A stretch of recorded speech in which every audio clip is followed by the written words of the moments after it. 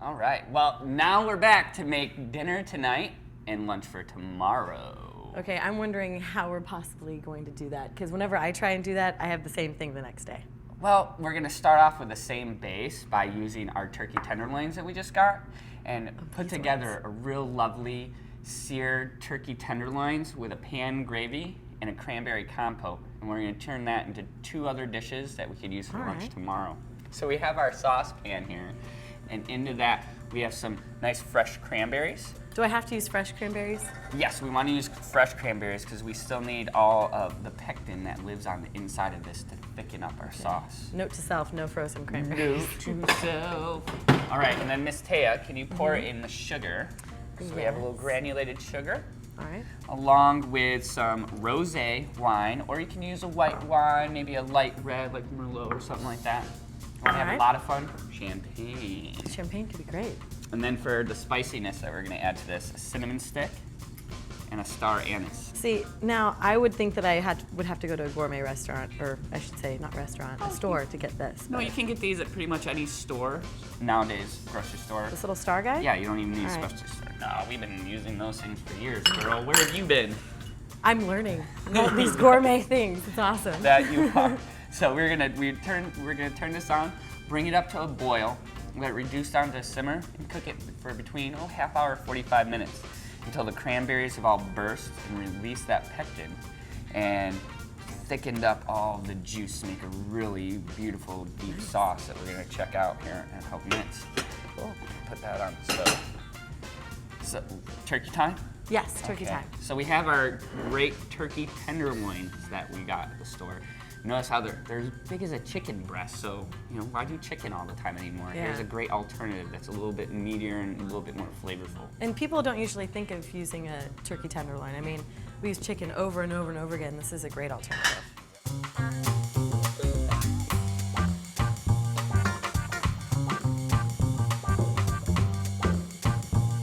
So let's start getting it seasoned. Do you want to put some pepper on top? And you get a little salt here. Ooh. Teamwork. That's Love right. It. Okay. I like that. And I got our pan all nice and fired up here. We're gonna wind up searing the turkey tenderloins in our nonstick pan. That's why we got the circles going on. It's gonna help us out. So we don't need to grease it up at all. No, we don't need to grease it, but we do need to get it real hot here. Okay. I know. check out that sizzle.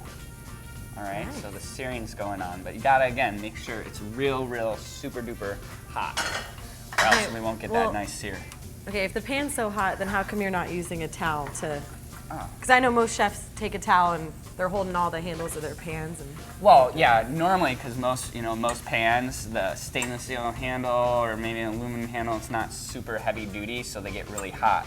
But the stainless steel handles on my pan stay cool. Yeah, Oh, wow. I know, that's super cool. So I don't have to worry about a towel. I always know when I reach for it, it's nice and cool, and I can always handle it while it's on the stove top. Awesome. Very important, man. So we're gonna let this sear. It's gonna take, about 3, maybe 4 minutes max per side for that to happen. Okay. Okay? So we're not cooking all the way through. We're just searing it on either side. We're gonna sear it on both sides, and we're gonna wind up finish cooking it in the oven. Oh.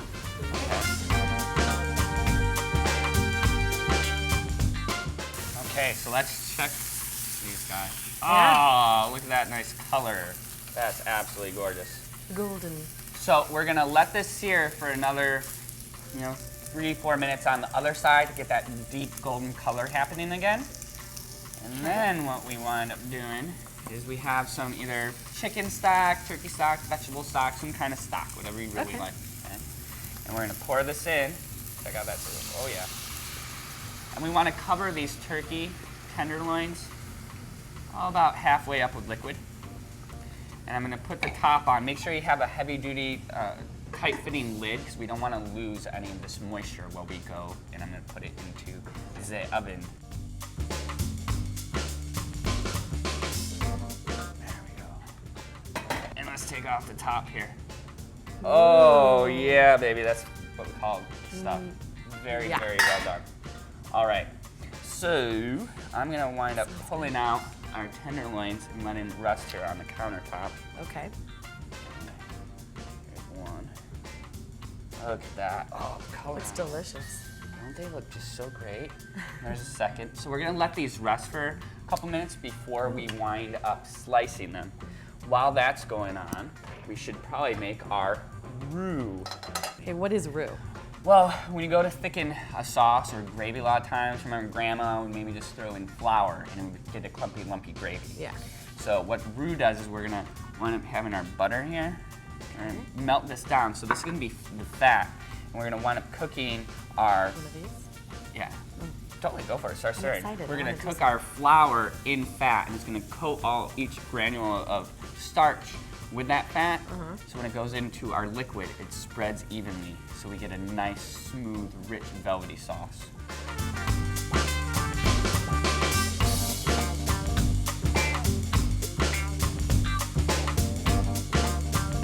Cool. So that butter's melted, and we put in a little bit of shallot and a little bit garlic into there. Got anything with Keeps on garlic, I'm all stirring about. around. And this is gonna take, about a minute or two until we get our onions and garlic just a little bit translucent. Oh, doesn't that Man, look it's- great? Nice, it just smells great. translucent. Yeah, it smells awesome. So we're gonna get our flour in here. And what we're looking for is we wanna cook the flour with the fat so it's nice and coated, but not just that stage. We have to cook it to a darkened slightly in color or it becomes a blonde. Like roux. me. Yes, I'm gonna start calling you Roux from now on. That's your new culinary Sounds pretty. nickname. Sounds very I know, I love French. it. Okay there, Roux. Gourmet. We're looking good. It looks like it's nicely blonde. We got our great flavors in here with the garlic, the shallot, and the like. So what I'm gonna wind up doing is, while you keep on stirring there, let me get a hot pad to help me out. I'm gonna wind That up smell really pouring good. our liquid in here. This is just the reserved liquid from our turkey. And this is gonna make And keep stirring our it? gravy. Yep, keep on stirring. Okay, and that's gonna get nice and thickened up. Okay.